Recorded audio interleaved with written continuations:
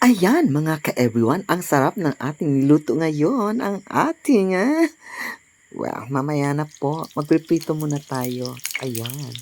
So, ang sarap ng ating piniprito ngayon. Pero bago yan guys, ay sisimulan ko muna ang ating procedure. And let's start with, talong. Ang talong na masarap, kulay violet, kulay dila.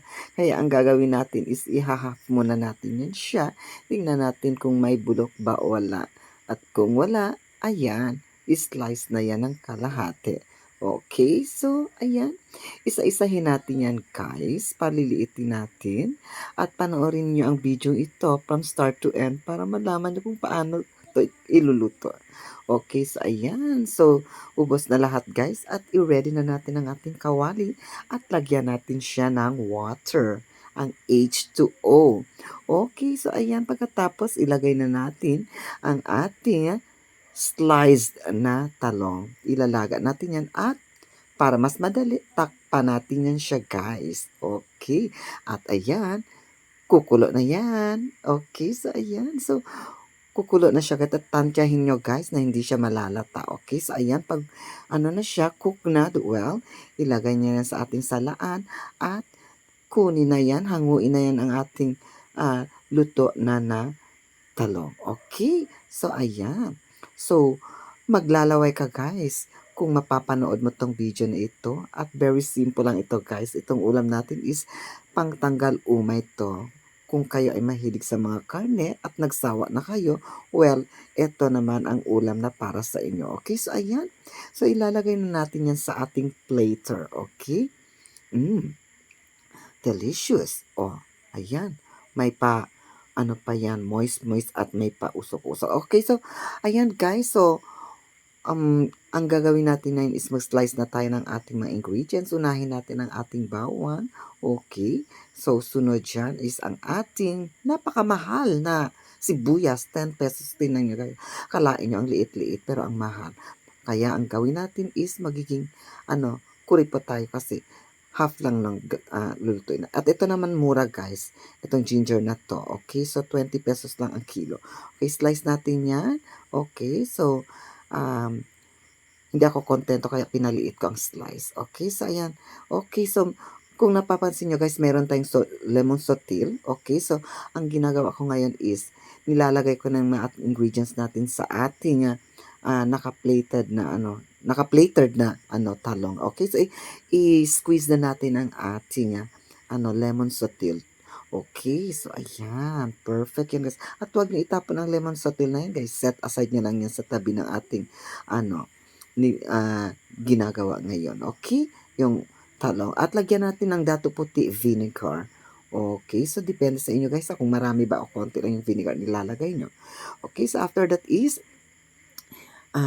magtaktak tayo ng ating special seasonings. Okay, para magiging bongga ang lasa nito. Okay, so ayan, nakikita nyo yung parang ulan. O yan, yan yung seasonings natin. Okay, so ayan, so hindi magiging masarap ang ating niluluto kung wala tayong salt. Okay, so lagyan natin ng salt para magkaroon siya ng masarap na lasa. Okay, so halu-haluin na lang natin dyan para ma-distribute ang lasa ng ating mga ingredients. Okay, next gagawin natin is tayo ay magre-ready na ng ating kawali at ilalagay na natin ang ating used oil at ipiprito na natin ang ating tuyo. Okay, so ayan. So, very perfect yung ulam natin. Okay, so ayan. Ayan, na-golden brown na yung kulay ng ating tuyo. Kaya baliktarin na natin siya. Okay, after that, pag luto na yan guys, is hanguin na natin yan. O, diba? Perfect! Perfect na perfect ang ulam natin. Napakasimple, napakamura. Pang pamilya talaga. Okay. So, tulong sa ekonomiya ng Pilipinas. Okay, sunod yan is i-ready na natin ang ating presentasyon. At ayan. So, ang gagawin natin ngayon is ipapatong na natin yan mamaya ang ating tuyo na yan sa ating kilawin na talong. O, di ba? Perfect na perfect. mapapakain ka talaga ng only rice nito. Okay, so ayan. Ako ay naglalaway na habang ginagawa ko ang aking recording. Kaya kayo guys, gawin na to sa inyong kusina. Well, para hindi kayo iwanan ng mga boyfriend nyo. Okay, ayan naman ang ating napakamahal na pagkain, ang kanin. Ang mahal-mahal ng bigas. Okay, so ayan. So, perfect na guys. Thank you so much. At ayan, ito ang aking final word. Ayan mga ka-everyone, nakapagluto na naman tayo ng ating panibagong recipe, ang ating piniritong tuyo at syempre ang ating kilawin na talong. Pangtanggal umay to. At ayan, i-partner mo na ang napakamahal na pagkain, ang bigas. Kaya ayan guys, let's go, let's eat na tanggal umay. Kaya tara, let's go. Happy eating!